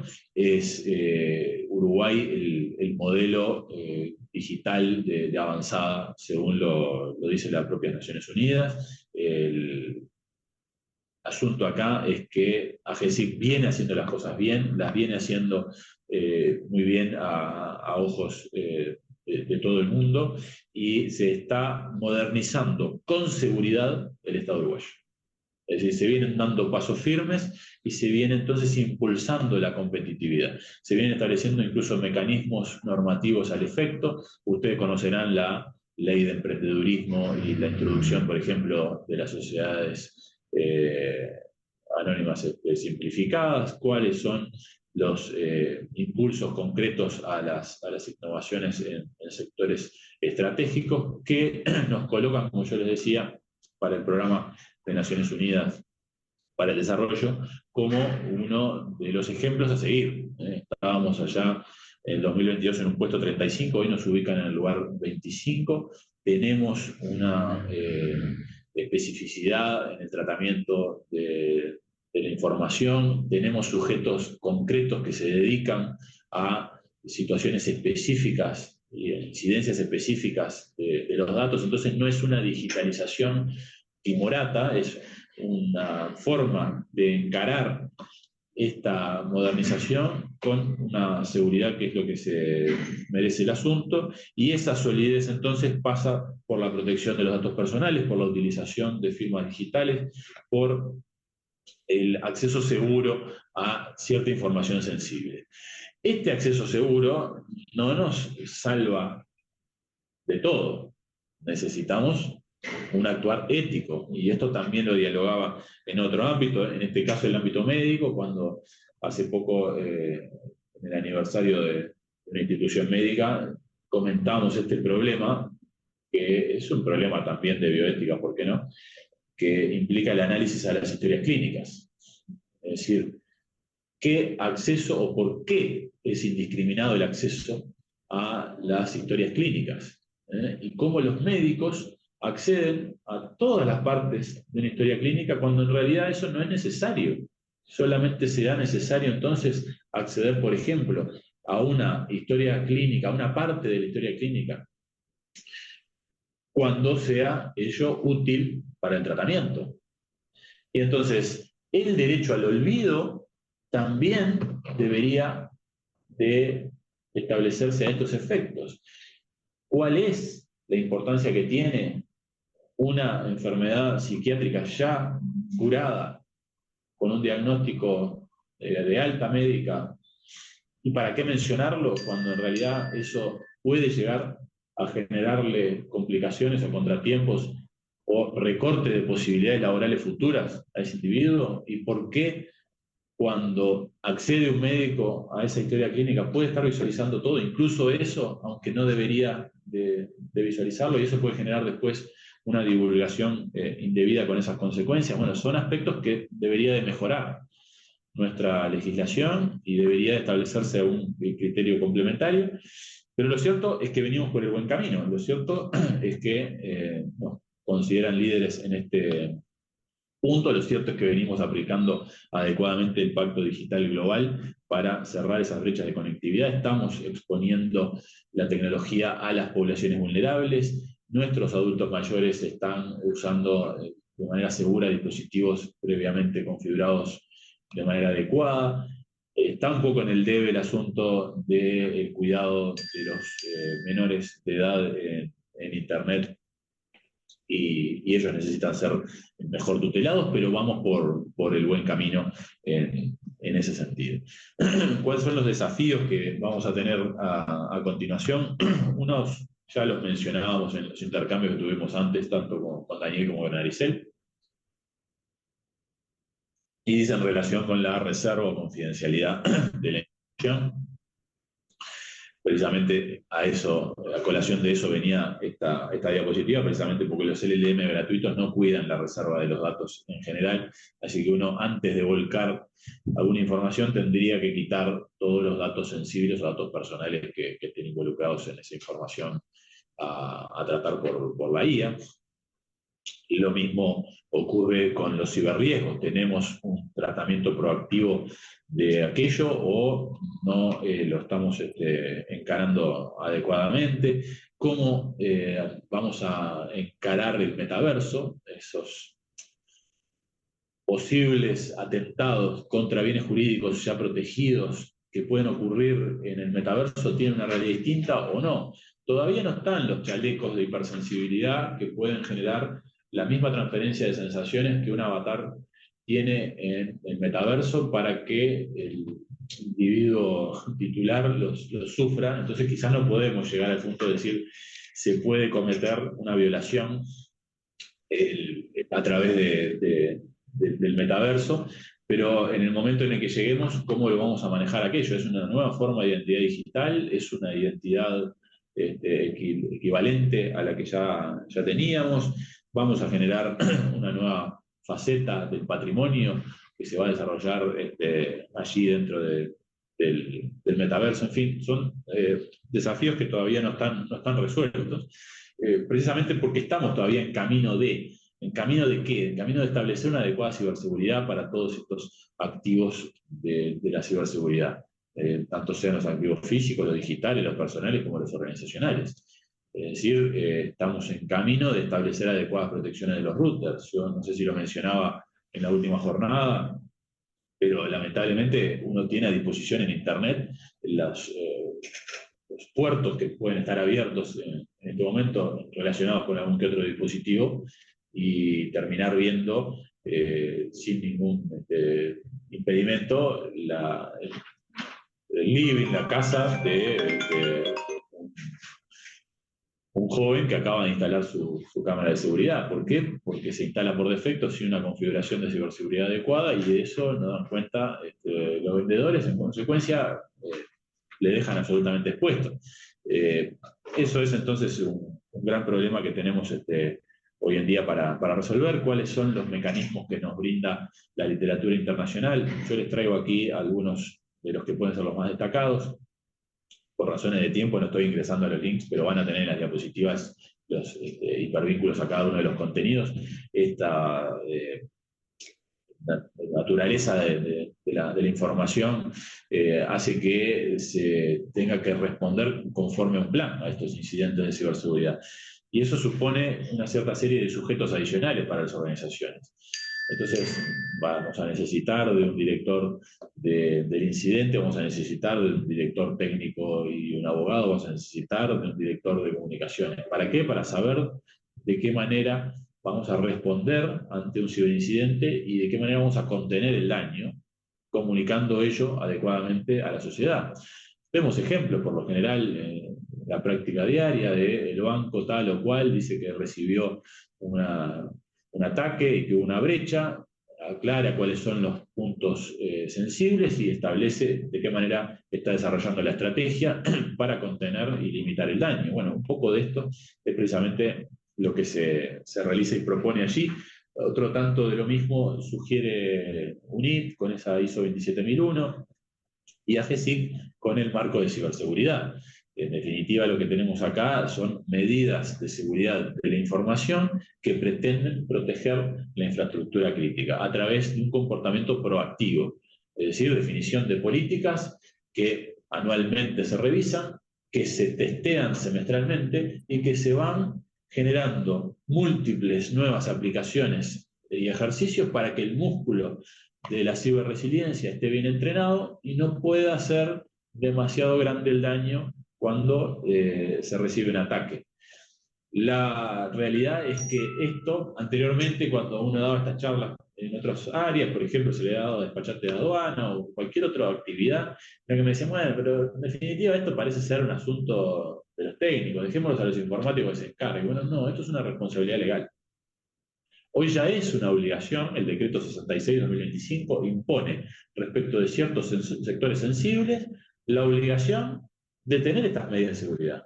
Y entonces van a tener que reportar a GESIC, al CERTUI, en 24 horas los ciberincidentes, van a tener que conservar las trazas de esos ciberincidentes, van a tener que establecer las medidas preventivas de la información crítica, y todo eso ya está en curso. Y yo se los comentaba, por ejemplo, a esta entidad médica, a esta mutualista. Ustedes son una entidad privada, no son un ente público, pero sin embargo están dentro del sector crítico, primer sector crítico, la salud. Bueno, ya tienen que aplicar estas medidas. Es decir, que no es una excusa el hecho de no formar parte de la estructura estatal. ¿Qué se nos viene en el futuro? Una responsabilidad civil de los robots, un daño específico, la necesidad de contratar un seguro especial, el régimen distinto de evaluación de la culpa. Vamos a tener nuevas culpas. Una culpa incurando, infachendo, ineducando, cuando no estamos entrenando adecuadamente a esa inteligencia artificial. Llegará el punto, que les decía, definitivo, final y extremo, en el que deberemos, cuando haya una inteligencia artificial autónoma, de fijar un régimen de responsabilidad de los robots, en el momento en el que entendamos que tiene una conciencia, y a partir de la cual desarrollará un comportamiento independiente. ¿Y qué vamos a hacer con toda esta masividad? ¿Vamos a seguir permitiendo que ingrese? Hoy en día se está hablando del derecho a la desconexión digital, y no solamente derecho, sino derecho y obligación, a modo de deber de las empresas de recortar los intercambios en ciertos horarios. No permitir más comunicaciones ni llamadas para que esa reserva, esa intimidad pueda ser una realidad, porque hoy en día, si uno no detiene estos dispositivos, la tecnología sigue avanzando y sus laboratorios siguen pensando de qué manera mantener nuestra atención. No solamente eso funciona con las redes sociales y los contenidos más agradables que nos brindan según nuestros gustos y lo que lee al respecto el algoritmo de inteligencia artificial, sino que las propias notificaciones generan una ansiedad. Es decir, no es necesario, antes no era necesario tener una notificación que me dijera cuándo pasó algo. Yo voy a fijarme en el momento que necesito. Sin embargo, hoy la tecnología nos está corriendo con el poncho diciéndonos, mirame. Esto no es casual. Hay laboratorios enteros en Silicon Valley que se dedican a detectar de qué manera torcer la voluntad, entre comillas, de nosotros como usuarios para mantenernos pegados a la pantalla. En definitiva, tenemos que aplicarlo. ¿Sí? Y yo les proponía la clase pasada hacer un casito y resolverlo. Les planteo otro para aplicar el asunto del Legal Tech a nuestra actividad diaria. El asunto acá es que, si pueden comentarme, cuál sería la mejor práctica forense en este caso y a ver qué ideas les surge. La letra del planteo es así: ustedes deben asumir la preparación de una nueva demanda, ya que una empresa multinacional con filial en Uruguay ha afectado a 1.500 empleados, por lo que estos serán los actores en el juicio por una brecha de datos que significó la afectación de los derechos de ellos por violaciones a la Ley de Protección de Datos Personales 18.331.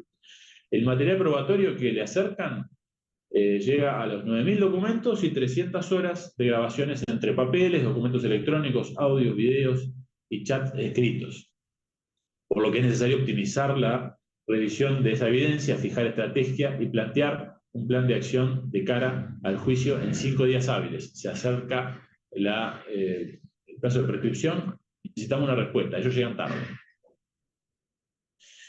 Entonces, ¿qué me harían ustedes, ahora que ya son doctores en Legal Tech, qué me dirían, qué me sugerirían para preparar todo aquello? ¿No?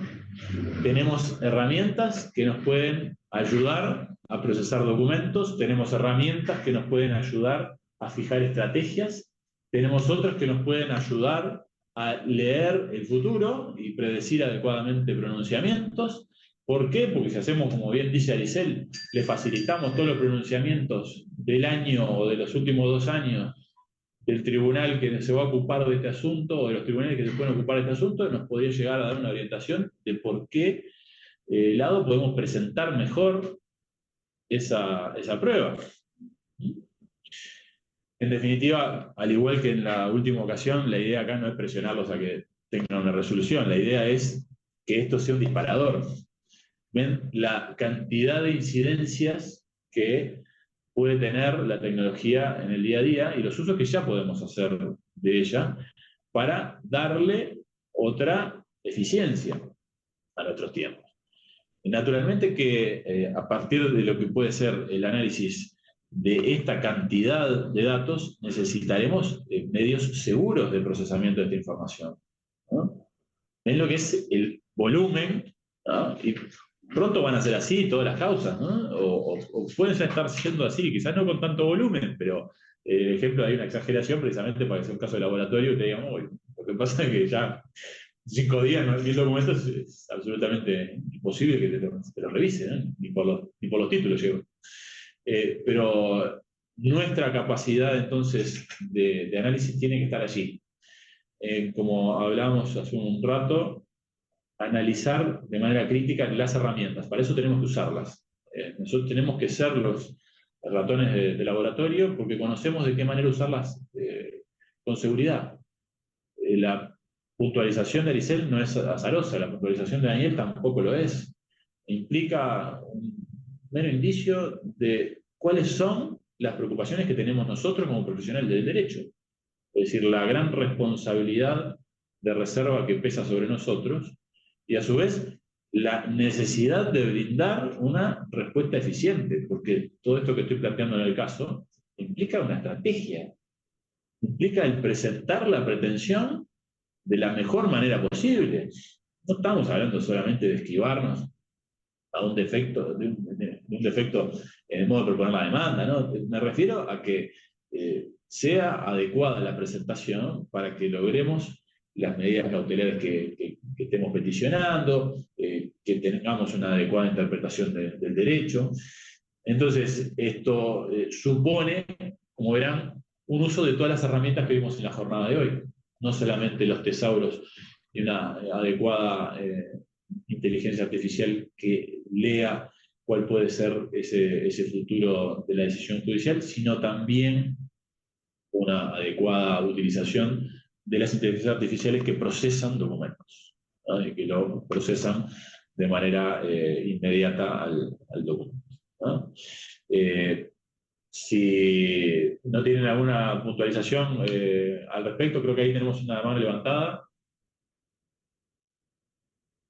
Sí, profesor, gracias, buen día. ¿Así me escucha? Adelante, Guillermo, buen día.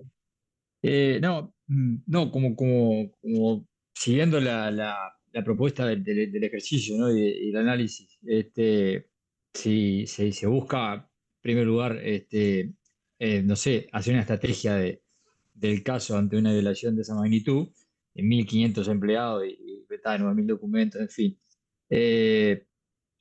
A mí lo que se me ocurre, en primer lugar, es pedirle a una herramienta de inteligencia artificial que identifique qué derechos concretos qué derechos a la intimidad están siendo violados, qué información hay en esos documentos, identificar, bueno, si hablamos de nombres, si hablamos de documentos de identidad, si hablamos después, enseguida, bueno, si estamos hablando de afectaciones de salud, en fin, todo eso que pueda estar en juego en esa documentación, y después de digerir más o menos identificar esos derechos, también identificar dónde han estado las brechas de seguridad y por quién ha sido violada, para identificar el responsable.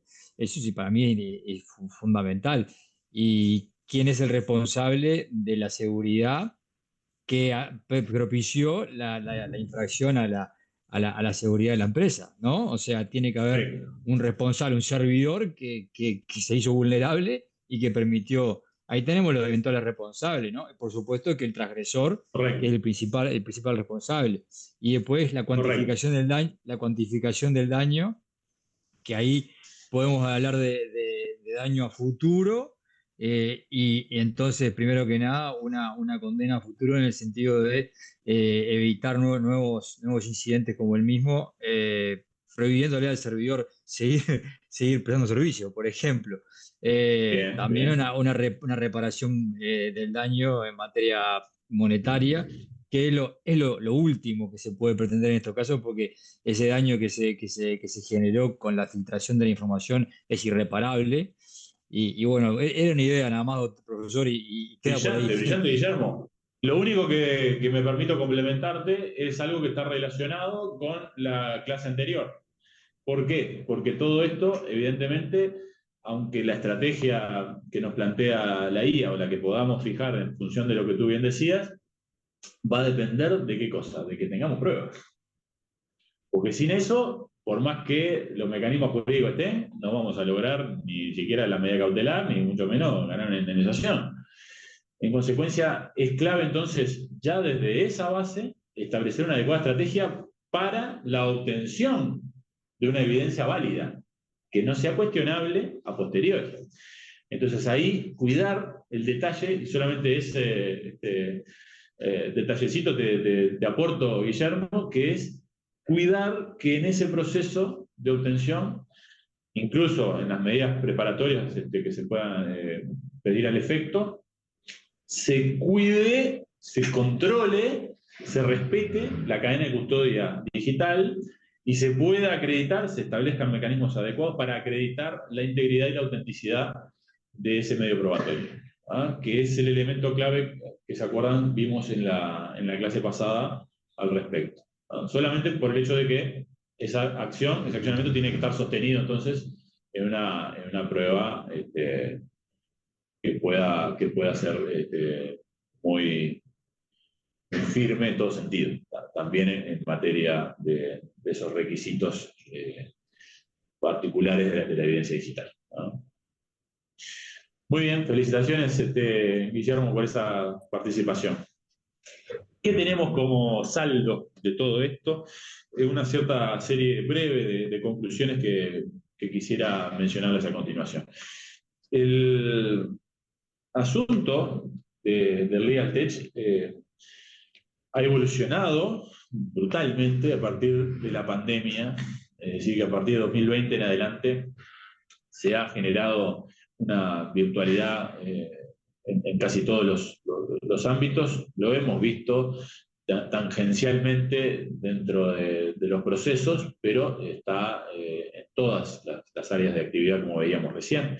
El asunto de los mecanismos tecnológicos están y brindaron y van a brindar más eficiencia y cercanía, la posibilidad de automatización con chatbots que tienen las organizaciones, incluso los profesionales universitarios, van a generar y están generando otros diálogos, otras maneras de hacer, y destinar tiempo entonces a la tarea propiamente técnica, dejando de lado esas tareas repetitivas que sí pueden automatizarse. Entonces, en ese sentido, yo quiero dejarles un mensaje más optimista. Entiendo que muchas veces uno tiene esa preocupación de, bueno, al final la tecnología me va a dejar sin trabajo, ¿eh? Porque ya parece que se quedan sin trabajo los actores porque están los deepfakes por ahí, entonces ya el actor no es necesario, y parece que los programas contables funcionan solos y no es necesario el contador. Pero ¿qué es lo que falta? El criterio, falta el qué, falta el cómo, falta el para qué, faltan las garantías. Y eso lo da el conocimiento técnico del ser humano. Y eso se lo tenemos que facilitar como criterios orientativos a la inteligencia artificial. Entonces no va a ser una labor autónoma, no lo es una herramienta, es la mejor forma que vamos a tener de optimizar nuestro tiempo y que hemos tenido y que hayamos tenido en la historia de la humanidad. En consecuencia, estas posibilidades, si las vamos usando con los mecanismos de ciberseguridad que les venía recomendando, VPN, múltiple factor de autenticación, cifrado, son ya hoy en día una realidad que nos está dando posibilidades inimaginables, al punto de que quizás podamos resolver en 5 días esas presentaciones, esas preparaciones de demanda como las del caso. Yo les dejo para que ustedes manejen bibliografía respecto de este punto en particular, que es la clase 2, y quedo a las órdenes de ustedes para lo que necesiten en cuanto a consultas o puntualizaciones, tanto ahora como en la clase que viene y más adelante. Así que un gustazo de nuevo para mí estar con ustedes y espero que hayan disfrutado los contenidos del día de hoy. Que tengan muy buena jornada, si es que no tienen ninguna puntualización o pregunta concreta.